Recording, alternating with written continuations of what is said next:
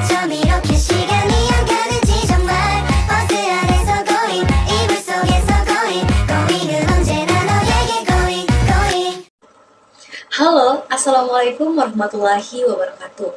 Perkenalkan, nama aku Siti Aisyah. Jadi teman-teman, di video kali ini aku mau menceritakan tentang pengalaman belajarku, cara belajar hingga kesulitan belajar yang aku alami hingga sekarang. Dan juga tips tentang pentingnya belajar. Nah, buat teman-teman yang penasaran, nonton video berikut ini. Yang pertama, pengalaman belajarku mulai dari SD hingga kuliah. Teman-teman, dulu aku sekolahnya itu pagi sama sore hari. Jadi di kampungku itu ada satu sekolah yang kita sebut dengan sekolah Al-Khairat. Yang dimana sekolah itu mengajarkan tentang agama Islam. Mulai dari belajar bahasa Arab, ngaji, baca tulis Al-Quran, dan lain-lain. Teman-teman, dulu waktu SD mungkin aku lebih banyak mainnya dan lebih sering mengikuti lomba-lomba, mulai dari lomba nyanyi sampai lomba atletik seperti lari, lempar lembing, dan juga renang. Jarang sekali aku untuk belajar. Nah, teman-teman, dulu setiap kali ada tugas yang diberikan sama ibu guru, aku tidak langsung meminta bantuan kepada orang tuaku untuk membantu. Karena papaku itu selalu mengajarkan kepada anak-anaknya, segala sesuatu kita harus usaha. Nanti kalau benar-benar tidak bisa, baru tuh minta tolong kepada orang lain. Jadi kalau aku bilang, Pak, tadi di sekolah ada ibu guru ngasih tugas matematika, ini gimana cara ngerjainnya ya Pak? Kata papaku gini teman-teman, dibuat dulu, nanti kalau benar-benar aku betul-betul tidak paham, baru Papa bantu. Kadang ya kalau malas buat ngerjainnya, aku tuh udah nggak langsung ngomong ke Papa, langsung aja tuh nanya sama nenek. Apalagi nenek dulu kan ngajarnya matematika tuh, jadi udah nenek yang bantu langsung tuh dikerjain semua sama nenek. Kalau sama nenek mah enak. Teman-teman, aku waktu SD itu tidak pernah masuk dalam 10 besar. Palingan selalu dapat ranking ke 13, 16, 17. Dan itu pun syukur-syukur nggak lewat dari 17. Papaku itu sangat menghargai usaha dari anak-anaknya. Jadi waktu kelas 6 SD, aku tuh mikir kalau dari 17 bisa nggak ya, paling tidak naik ke 15 lah.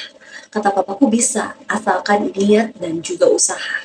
Nah, dari situ tuh baru muncul jiwa ambisi. Ya, setidaknya janganlah menetap terus di peringkat ke-17 tadi. Mulai dari itu langsung tuh aku fokus belajar, teman-teman. Sampai pada saat pengambilan raport, aku lihat tuh, wih, aku udah naik nih di peringkat ke-13 dan di situ aku benar-benar bangga teman-teman. Karena yang awalnya aku mikir ini aku nggak bakalan bisa. Padahal dengan adanya niat sama usaha yang dibilang sama papaku tadi, alhamdulillah aku bisa teman-teman. Nah dari situ aku punya semangat, aku tambah semangat untuk belajar. Kemudian lulus SD, aku masuk ke MTS. Sekolah MTS sendiri berada di kampungku teman-teman. Kalau MTS udah beda nih sama di SD. SD lebih banyak mainnya. Di MTS, aku benar-benar fokus sama belajar. Jadi pengalaman belajar aku pada saat MTS itu ketika aku mengikuti pramuka teman-teman. Alhamdulillah di MTS aku selalu masuk dalam 3 besar. Sampai pada saat aku mengikuti lomba pramuka, nah di situ kan aku harus atur waktu tuh, waktu belajar aku. Karena capek teman-teman setelah latihan pramuka, pasti pada saat malam bawaannya pengen langsung tidur. Di situ kan otomatis waktu belajarku udah kepake buat tidur. Jadi solusinya agar aku tetap bisa belajar, setiap kali balik latihan pramuka, terus ada waktu luang untuk istirahat. Nah, itu tuh aku selalu pakai untuk membaca materi-materi yang dikasih sama ibu guru. Kemudian waktu SMA. Waktu SMA tidak beda jauh sama MTS teman-teman. Tapi ada satu cerita. Jadi, waktu di SMA itu, pada saat awal-awal masuk, alhamdulillahnya aku selalu dapat juara teman-teman karena belajar. Ya pastinya karena belajar. Sampai suatu ketika pada saat ulangan, entah apa yang aku pikirkan saat itu sampai-sampai aku tidak belajar. Aku menganggap bahwa Tidak belajar satu kali itu tidak akan mempengaruhi nilaiku. Ternyata aku salah, teman-teman. Dengan aku beranggapan seperti itu sangat mempengaruhinya. Bahkan membuatku merasa malas untuk belajar. Sampai akhirnya nilaiku turun. Maka di situ aku berpikir untuk tidak boleh menyepelekan hal-hal tersebut. Karena itu tidak bagus. Kemudian waktu kuliah, aku telah banyak belajar dari pengalaman-pengalaman waktu di SD, MTS, dan SMA. Di perkuliahan ini, aku betul-betul mempunyai tekad yang kuat untuk bisa menyelesaikan perkuliahanku, yaitu dengan belajar sungguh-sungguh. Dulu yang awalnya banyak mainnya, dan kadang menyepelekan belajar, sekarang aku lebih serius dalam belajar, teman-teman. Menurutku, perkuliahan ini tidak sama dengan waktu kita sekolah dulu. Karena kalau di sekolah, cuman satu orang yang hanya bisa meraih juara satu. Tapi kalau di perkuliahan, semua orang bisa jadi juara. Asalkan punya niat dan juga usaha yang sungguh-sungguh. Setelah masuk ke dalam dunia perkuliahan ini, aku berusaha untuk melawan semua rasa malasku. Berusaha ya teman-teman, aku berusaha. Aku selalu belajar apa saja mulai dari hal-hal terkecil. Aku sama sekali tidak berpikir aku harus bisa dapat nilai yang bagus. Di pikiranku hanya aku harus bersungguh-sungguh dan ilmu yang aku dapat nanti bisa aku ajarkan kepada orang-orang. Karena aku yakin kalau aku berusaha belajar yang giat, kalau aku bersungguh-sungguh, insya Allah aku akan meraih hasil yang baik. Teman-teman, orang yang juara belum tentu pintar. Tapi orang yang pintar sudah pasti juara. Mungkin itu saja sedikit cerita singkat pengalaman belajar aku waktu dari SD sampai dengan perkuliahan, teman-teman. Nah, kemudian cara belajarku. Yang pertama, jauhi segala macam distraksi. Karena menurutku itu amat sangat mengganggu proses belajarku, terutama HP. Jadi teman-teman, kalau kalian ingin belajar yang fokus, saranku lebih baik disimpan dulu HP-nya. Kemudian, aku menggunakan metode mencatat. Jadi, setiap kali ada dosen yang menjelaskan, aku mendengarkannya sambil mencatat. Bahkan, merekamnya, agar nanti pada saat balik ke kos, aku dapat mengulangnya. Dan teman-teman, aku tipikal orang yang kalau belajar itu harus berulang-ulang.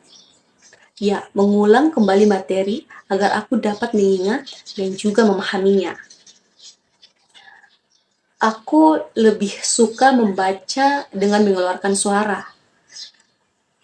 Karena menurutku dengan mengeluarkan suara, aku lebih cepat mengingatnya. Dan aku lebih mudah terganggu dengan keramaian. Aku sendiri tipikal orang yang kurang menyukai keramaian, teman-teman. Aku lebih suka menyendiri. Makanya, setiap kali aku belajar, aku ingin menyendiri atau mencari tempat yang tenang. Karena kalau ribut itu dapat mengganggu fokus belajarku. Kemudian, kesulitan belajar yang masih aku alami sampai saat ini. Teman-teman, aku itu kadang kesulitan untuk membagi waktu. Entah itu membagi waktu antar belajar, kumpul sama teman-teman, dan juga organisasi. Aku merasa masih sulit dalam pembagian waktu, terutama waktu belajar. Apalagi itu kan nanti bisa mempengaruhi proses belajarku. Dan kemudian lingkungan belajar yang kurang kondusif. Kemudian yang terakhir, aku mau membagi tips belajar, teman-teman. Yang pertama, tentukan mimpi kalian. Kalau kalian tahu mimpi kalian tinggi, kalian akan tergerak untuk rajin belajar. Karena yang menginginkan mimpi itu bukan hanya kalian. Banyak sekali harapan-harapan yang ditaruh ke pundak kita, terutama orang tua kita, teman-teman. Kemudian, buat jadwal belajar, teman-teman. Dan jadi orang yang kepo. Jadi, buat kita-kita nih yang punya spek-spek Intel buat kepoin sosial media orang, giliran belajar kita nggak kepo. Jadi, terapin spek-spek Intel itu di dalam metode belajar. Biar ketika mencari tahu, terus kita tahu artinya, biasanya lebih nempel atau lebih mudah diingat di otak. Kemudian, jangan cepat merasa puas, teman-teman. Ya, kita harus ingat, kalau di atas langit masih ada langit. Jangan cepat merasa puas ketika belajar. Karena jika sudah di fase puas, takutnya malas malah menghampiri kita. Kemudian, yang terakhir ini menurutku ini sangat penting, teman-teman. Selalu baik sama diri sendiri. Yang temani kita di segala kondisi hanya diri kita sendiri. Selalu berpikir kesehatan, masa depan, keterampilan, dan kecerdasan kita. Jadi rajin belajar untuk menambah nilai di diri kita sendiri. Ya, baik teman-teman, mungkin itu saja cerita-cerita singkat aku seputar tentang belajar. Semoga kita semua ke depannya menjadi orang yang sukses. Sukses dalam segala hal. Amin. Baik, terima kasih. Mungkin itu saja yang dapat aku sampaikan di video kali ini. Lebih dan kurangnya aku mohon maaf. Wabillahi taufiq wal hidayah. Wassalamualaikum warahmatullahi wabarakatuh.